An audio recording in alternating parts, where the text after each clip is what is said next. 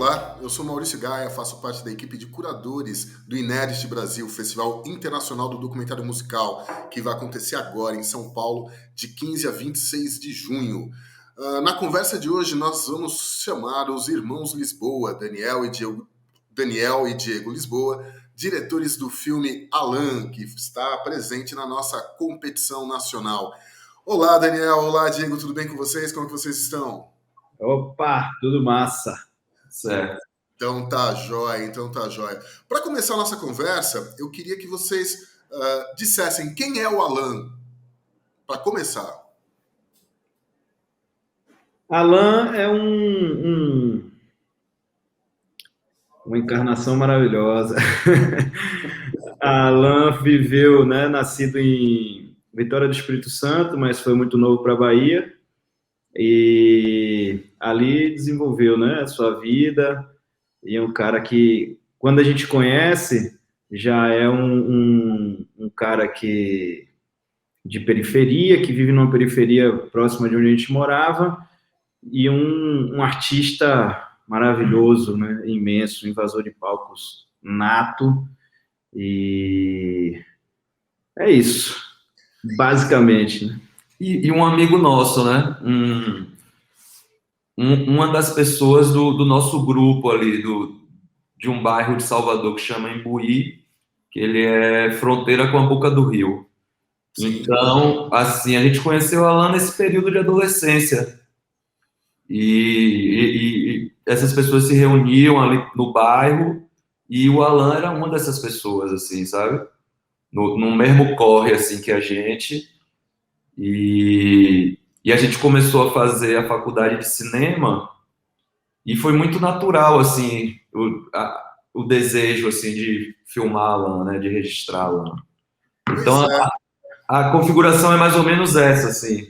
entendi. Pois é, assim, durante o filme, né, você percebe que, enfim, foi um período longo, né, mais de 10 anos de imagens, né, do Alan em diversas situações. Quando vocês começaram a filmar, a gravar o Alan, vocês já tinham a ideia de, sei lá, pegar isso e transformar num filme? Qual que era a intenção de vocês quando vocês começaram lá no final da década de 90, né? Eu sempre teve essa ideia de vamos fazer um filme sobre Alan do rap. Era um desejo da gente e um desejo de Alan também. Então, isso era uma coisa que ficava rondando assim o tempo todo, né?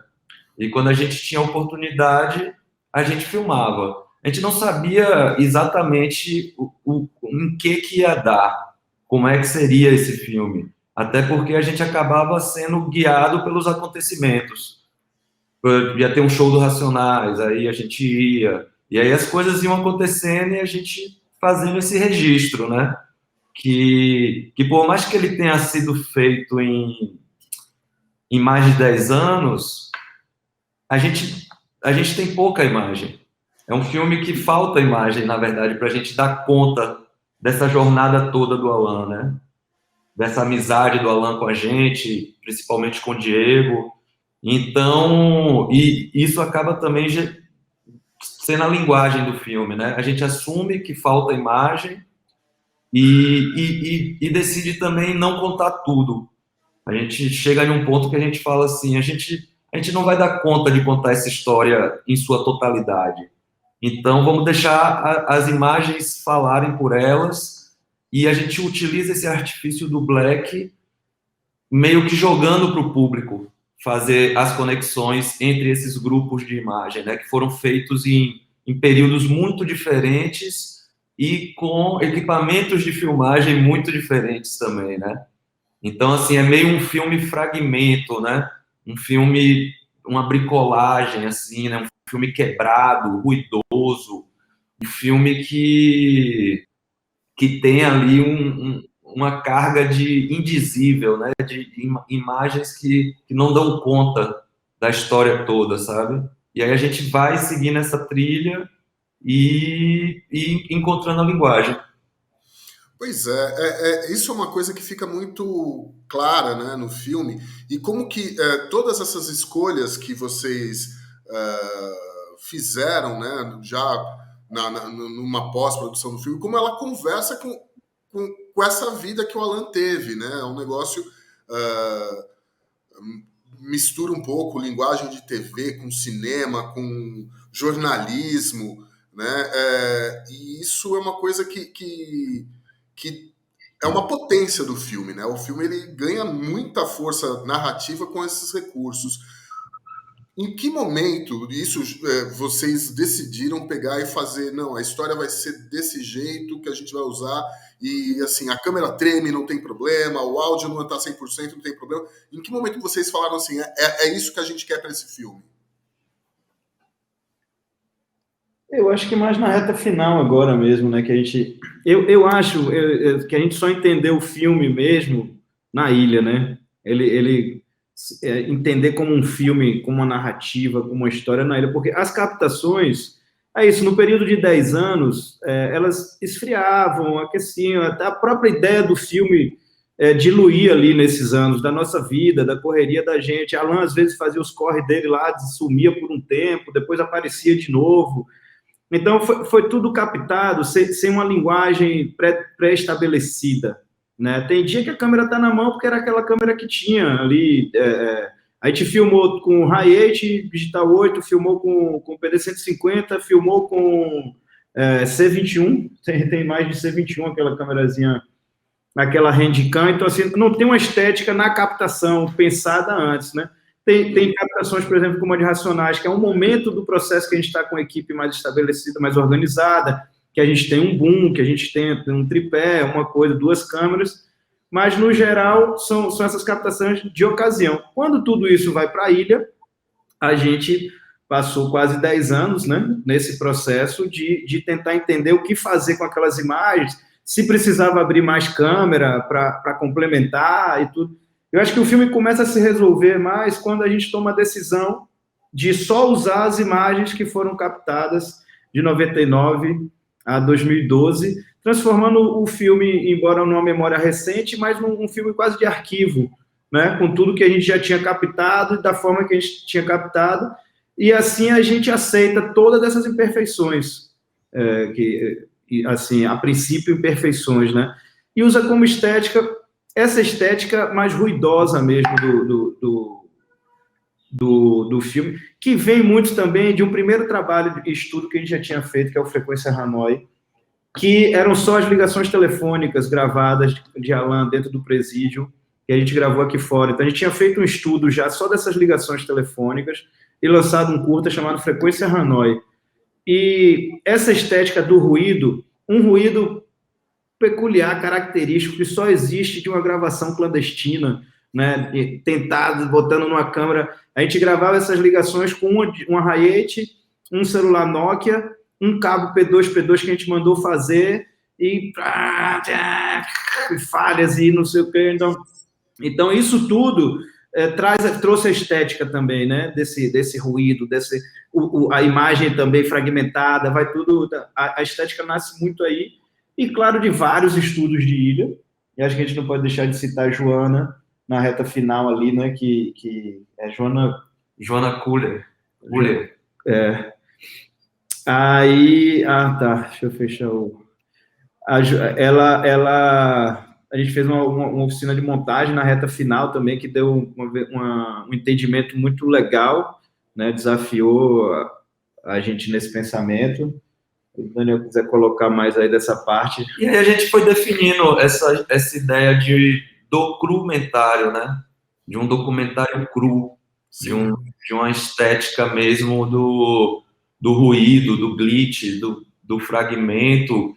E, na verdade, as próprias imagens pediam, como se as imagens falassem com a gente que deveria ser assim, porque todas as vezes que a gente tentou colocar algum grupo de imagem feito recentemente, quando colocava ali, parecia que as outras imagens expulsavam, sabe? Falava assim, não precisa de vocês.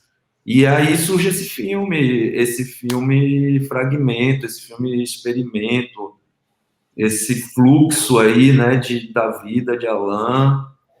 E, de certa forma, o filme também trata um pouco da gente, né, de nosso começo como cineasta, né? O filme é também sobre dois jovens cineastas que encontram um personagem e vai atrás, sabe? É fascinado por esse personagem, se envolve. Sim, tem várias camadas, assim, né? Na primeira captação de Alan, eu acho que eu tinha 16 anos, 17 anos, né? Estava começando mesmo o processo de pegar em câmera. E outra decisão também que agrega esse entendimento aí é de não utilizar a trilha, né? É um filme sem trilha. Sim. Filme cru mesmo, seco, né? Assim, para que você consiga meio... E sem grandes pirotecnias, assim, inclusive de montagem, embora ruidosa e caótica, não tem muita invenção, assim, né? De grandes montagens. A gente buscou esse caminho aí, né? Certo. Dentro do filme, tem alguns momentos que são interessantes. Como é que foram esses dois encontros, né, com uma distância de tempo razoável entre eles, com os Racionais? Porque a impressão que dá dos dois encontros é que o Mano Brown ele tá um tanto quanto desconfortável em estar ali diante da câmera, com, né, tem um segundo encontro já com o Alan, que parece que ele está na frente do hotel, né, vamos lá para a luz, vamos para cá, parece que ele está fugindo de vocês ali. Como é que foram esses encontros com os Racionais, com o Mano Brown? Eu acho que tem dois incômodos diferentes aí, né? O primeiro incômodo é muito mais pela situação, né? Por ele ser pego de surpresa ali dentro de um quarto de hotel, já meio sabendo o que ia rolar, mas você tem um Alan do Rap dentro da cadeia, mandando uma mensagem direta para ele e colocando ele numa situação desconfortável, né? Nesse aspecto, né? De, porra, isso aqui não é para falar na frente da câmera, cara. Isso aqui é um papo pessoal, sabe? Eu queria falar com ele, tipo, qual foi dessa... Sabe? Nada que eu disser para ele aqui vai mudar a situação dele agora. Então, esse desconforto veio muito pela situação. Ali no segundo momento do hotel, eu acho que tem um desconforto mesmo, que não é pela nossa presença, nem a de Alan em si. Ele está no saguão de hotel, tem vários outros fãs ali, sacou? Os caras eles vieram de ônibus para Salvador, então tinham meio acabado de chegar. Então, o ambiente ali era caótico e inapropriado para uma captação de entrevista, de tudo. Só que Alan era um invasor de palcos e um invasor de narrativas. E ele vê Mano Brown e ele vai colar, ele vai ocupar aquele espaço ali e foda-se se Brown tá incomodado. E ele vai forçando, vai tensionando, e cola, e tira, e conversa. E Brown gosta de Alan, né? Isso é notório, assim, quando os caras sabem naquele primeiro momento que a gente gravou com Alan na cadeia e que tem uma mensagem, os caras abrem a porta do hotel, velho, sabe? Do quarto do hotel. Sim. Os caras, assim. E os quatro, Ed Rock principalmente tem uma relação com Alan, porque foi o cara que puxou Alan no primeiro show do Racionais lá, que tá no filme, sacou? Os caras sabem quem é Alan, e eu acho que eles têm essa ideia de fomentar a cena hip hop em cada lugar que eles passam, e Alan era claramente para eles um representante da cena do rap em Salvador. A primeira vez que eu vi um show dos Racionais MCs foi em Salvador, tá? Foi ali no Largo Teresa Batista, ali no Pelourinho, e eu lembro que duas coisas me chamaram muita atenção, né? Tinha uma bilheteria, então eles estavam cobrando ingresso, e boa parte do público dos Racionais não tinha grana para estar lá dentro, então o pessoal ficou do lado de fora na rua e ficava cantando ali do lado de fora. E outra coisa foi justamente isso, que num determinado momento do show, eles começaram a colocar em cima do palco pessoal local para ir rimar, e o KLJ discotecando e tudo mais. Isso daí foi uma coisa que me marcou muito, né, essa apresentação dos Racionais. E sobre o Alan, uma coisa, quanto tempo que ele ficou preso e por que ele foi preso? Ele ficou preso exatamente 3 anos e 6 meses. Na verdade, o porquê ele ficou preso é por uma participação em um sequestro. Ele era um dos integrantes dessa quadrilha. Só que ele fica 3 anos e 6 meses esperando o julgamento. Então, ele cumpre a pena sem ser condenado. E quando um juiz olha o processo, o cara fala, caralho, esse cara já cumpriu a pena sem a gente nem ter analisado o processo dele, né? Aham. Que era um processo complicado, né? Assim, a gente nunca se envolveu muito nesse processo, porque envolve outros caras e é um assunto super espinhoso nesse lugar. Mas é importante relatar que quando eu vou para Catu, naquela aquela primeira entrevista numa delegacia, antes dele ir para o Presídio Salvador, eu chego naquela delegacia com uma câmera na mochila e falo para o delegado, eu vim conversar com Alan do Rap, quero saber por que ele está preso e quero filmar ele aqui também. Aí o cara fala para mim, pode ir lá, a gente pegou esse aí, mas nem é esse que a gente quer. E aí eu falo, mas como assim? Ele fala, não, a vítima veio aqui, olhou e falou, esse daí foi o que não deixou matar e estuprar. Eu acho que é um relato importante a ser dito, né? E aí o que a gente fez nesse acompanhamento de Alan na cadeia? A gente tentou lutar para que ele tivesse um julgamento justo, sem passar pano, sem nada. Só queria que ele assim, tivesse direito à defesa, como qualquer cidadão. E fomos em comissões de direitos humanos e tudo mais, mas nada disso adiantou. Ele cumpriu esses 3 anos e 6 meses esperando o julgamento e depois recebeu seu alvará de soltura e volta para aquele show de Alphaville, enfim. O filme, além, né, de contar essa trajetória artística e pessoal do Alan, também ele aponta para várias coisas, né? A questão do encarceramento, né, que a gente tem aqui no Brasil, é um problema muito sério, e também essa fronteira entre a vida artística e a criminalidade, né? Aquela cena com ele com as armas, como é que foi montado aquilo? Como que aconteceu aquilo? Falei.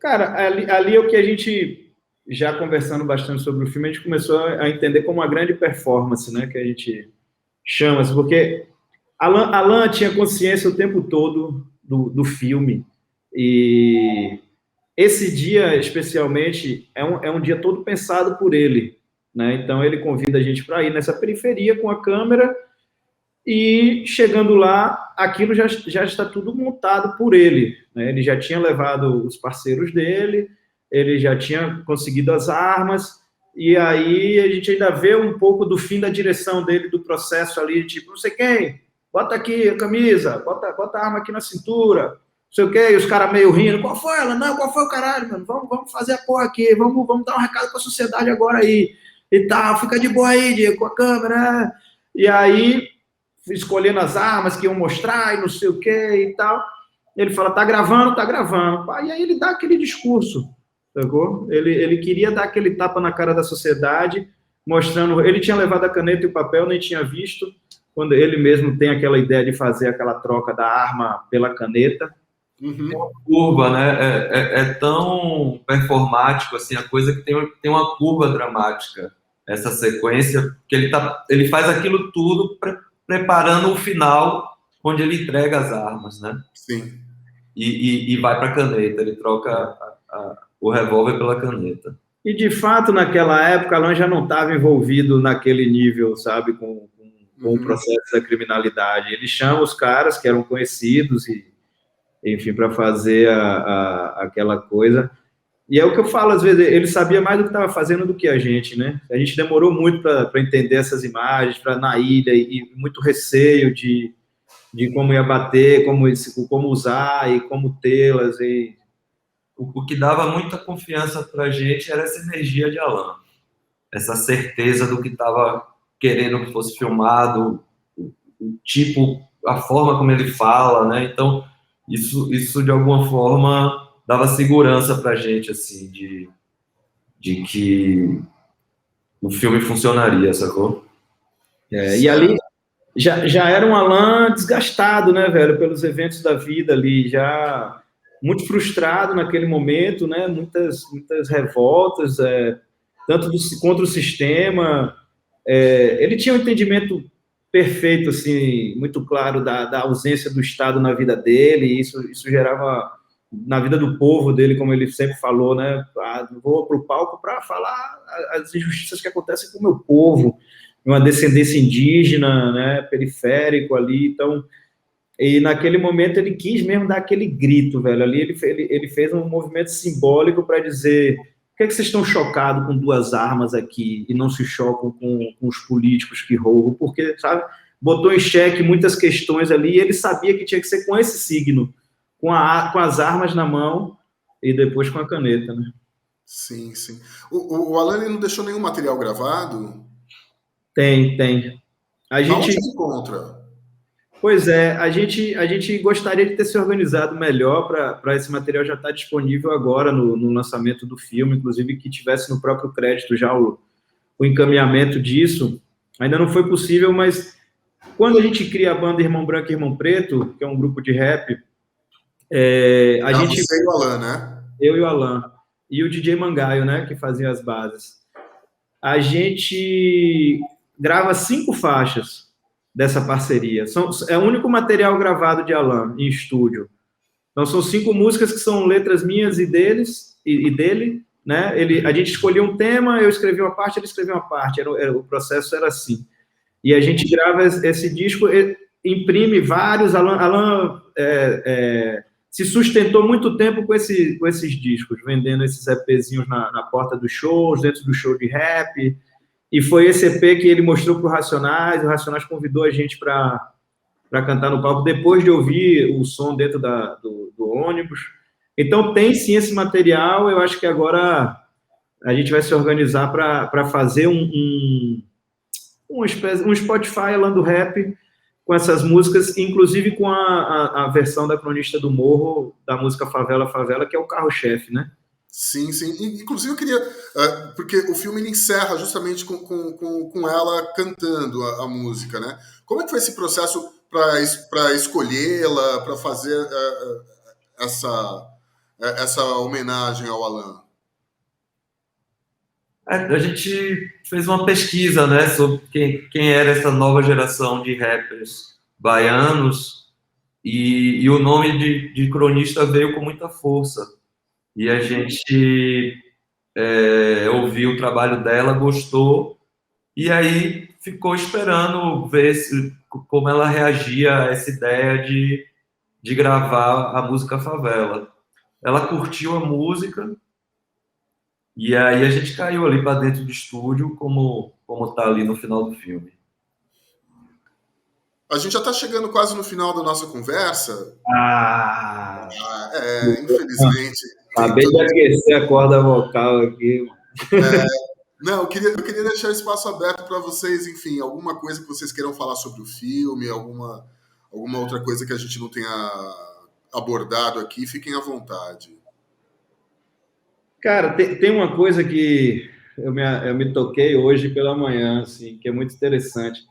Alan, todo o tempo, você perguntou, né, no começo, quem é Alan? A gente tem que separar Alan de Alan do rap, né? Alan do rap é o sonho do sucesso, a busca por esse espaço como artista, que ele verdadeiramente nunca teve, né? Nunca foi dado a ele o espaço merecido, e é uma vida que o tempo todo está lutando por esse sucesso, por esse espaço, por essa possibilidade de amplificar o discurso, e ela, de fato, não só para muitos Alans não acontece, né? O Brasil tá cheio de Alan por aí, né? É isso. E acho que um dos grandes problemas do Brasil é esse, né? Com certeza, com certeza. Ontem eu estava conversando com o Wilson, ator, ele falando, a gente tem que assistir o filme e identificar onde é o ponto. Por que um Alan não faz sucesso, sacou? Ele tem que tirar desse filme um diagnóstico para a gente conseguir usar ele como um mecanismo de transformação real. Então, tem pontos interessantes a serem analisados assim. Mas o que eu acho foda, que eu queria pontuar aqui, é que Alan agora está num festival musical, sacou? Então, é Alan do rap sendo reconhecido como esse artista, como esse músico gigante que ele sempre foi. e agora no Inedit tendo essa oportunidade de estar ao lado de grandes nomes da música, Belchior, Mangue Beat e Alan do Rap, pai. Pô, e na competição. Competição é a cereja do bolo aqui do festival. Isso. Então é muito importante pra gente. E é isso, velho. É um filme legado, é um filme que a gente tem um compromisso muito grande. Como o Daniel falou ontem, em algum momento, a gente tem um entendimento que a gente é um instrumento dessa mensagem, né? Então a gente está com a disciplina de levar essa mensagem de Allan, esse processo de realizar essa missão dele na Terra. O filme não deixa calar a voz de Allan, né? Mesmo com tiros de metralhadora no corpo de Allan, ele ainda segue vivo como uma ideia, como um protesto, como uma revolta, né? Como esse gigante que ele sempre foi em vida e segue sendo agora. Eita, revelei tudo agora. Acontece, velho. É muito tempo falando, depois vocês editam aí. Não, tranquilo. Daniel, tem alguma coisa que você queira acrescentar? Não, tá tudo certo. Só registrar a felicidade da gente de estar com o filme no Inedit. Legal. A gente que agradece demais vocês terem inscrito o filme no festival. Quando a gente começou o processo de curadoria, foi um dos primeiros filmes que eu assisti e eu fiquei impactado logo de cara. Eu falei, nossa, esse filme é um filmaço, né? Eu recomendo a todos que estejam vendo esse vídeo que todos possam assistir Allan. Um filme incrível mesmo. Muito obrigado. Nós nos vemos no Inedit. Logo mais a gente se encontra na sala de cinema, tá ok? Maravilha, Gaia. Obrigado, irmão. Valeu.